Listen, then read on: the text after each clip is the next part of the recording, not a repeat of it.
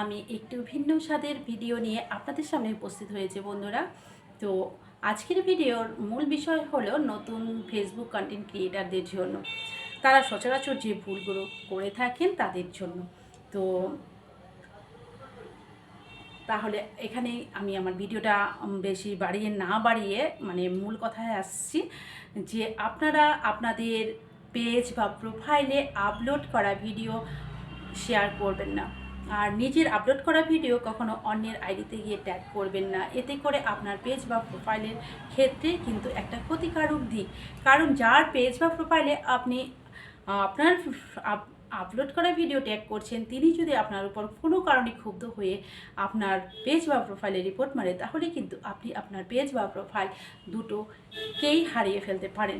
আরেকটা জিনিস আমি লক্ষ্য করেছি, আপনারা ফেসবুক লাইভে গিয়ে সেই লাইভ শেয়ার করেন, তো লাইভ শেয়ার করেছেন তাতে কোনো ক্ষতি নেই। আর আরেকটা জিনিস, আপনারা লাইভটাকে শেয়ার করার 2-3 ঘন্টা পরে কিন্তু আপনারা আপনাদের পেজ বা প্রোফাইল থেকে ডিলিট করে দেবেন। এতে করে আপনার পেজ বা প্রোফাইল সুরক্ষিত থাকবে। অনেকেই দীর্ঘদিন অন্যের লাইভ আপনাদের নিজেদের প্রোফাইলে রেখে দেন, এটা কিন্তু আপনার পেজ বা প্রোফাইলের ক্ষেত্রে ক্ষতিকারক একটা দিক। তো এতে করে হতে পারে, যেমন একটা দিক আমি বলি, আপনি যার পেজ বা প্রোফাইলেতে ট্যাগ করছেন এবং যার পেজ বা প্রোফাইলে লাইভ প্রোগ্রাম আপনি আপনার প্রোফাইলে বা পেজে শেয়ার করছেন, তো এর যে ক্ষতিকারক দিক সেটা আমি আজকে আপনাদের তুলে ধরছি। সেটা যেমন, আপনি তো জানেন না কার পেজ বা প্রোফাইলে ইস্যু আছে, কিন্তু আপনি যে আপনার প্রোফাইলে যে আপনি সেই লাইভটাকে আপনি শেয়ার করলে, এতে করে দীর্ঘদিন রাখার পরে হতে পারে কি, আপনি যার লাইভ অনুষ্ঠান বা যাকে ট্যাগ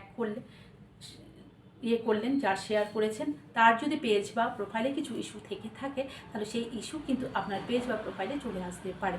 তাই বন্ধুরা বলছি, এখন থেকে আপনারা সাবধান হয়ে যান, যে লাইভ অনুষ্ঠানে গিয়ে আপনারা লাইভটাকে শেয়ার করুন, শেয়ার করে বন্ধুদের সহযোগিতা করুন, সহযোগিতার হাত বাড়িয়ে দিন, এটা খুব ভালো বিষয়। কিন্তু 2-3 ঘন্টা পরে কিন্তু আপনারা লাইভটাকে রিমুভ করে দেবেন, ডিলিট করে দেবেন। তাহলে কিন্তু আপনার পেজ বা প্রোফাইলে অন্যের ইস্যু আপনার পেজ বা প্রোফাইলে আসার কোনো সম্ভাবনাই থাকবে না। তাই বন্ধুরা বলছি, আপনারা কিন্তু যারা ফেসবুকে নতুন কাজ করছেন, একটু লক্ষ্য রেখে কাজ করবেন, আর ফেসবুকের গাইডলাইন হিসাবে কাজ করবেন।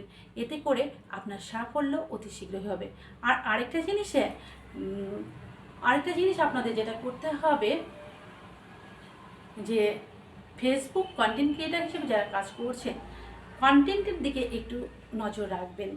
যদি আপনার কন্টেন্ট ভালো হয়ে থাকে, ফেসবুক কিন্তু আপনাকে এমনিতেই ফর ইউতে নিয়ে যাবে। আর আর ভিডিওটা বেশি কিছু আর বাড়াচ্ছি না, তাই বলছি আপনারা এখন থেকেই সাবধান হয়ে যান। বিশেষ করে কপি পেস্ট করে আপনারা কমেন্ট করবেন না, একই কমেন্ট বারবার কপি পেস্ট করবেন না। অন্যের আইডিতে গিয়ে আপনারা আপনাদের আপলোড করা ভিডিও ট্যাগ করবেন না, আর অন্যের আইডি লাইভ প্রোগ্রাম আপনাদের যে প্রোফাইলে শেয়ার করেছেন সেটা 2-3 ঘন্টা পরে ডিলিট করে দেবেন। তো আজ আমি এখানে শেষ করছি। নমস্কার বন্ধুরা।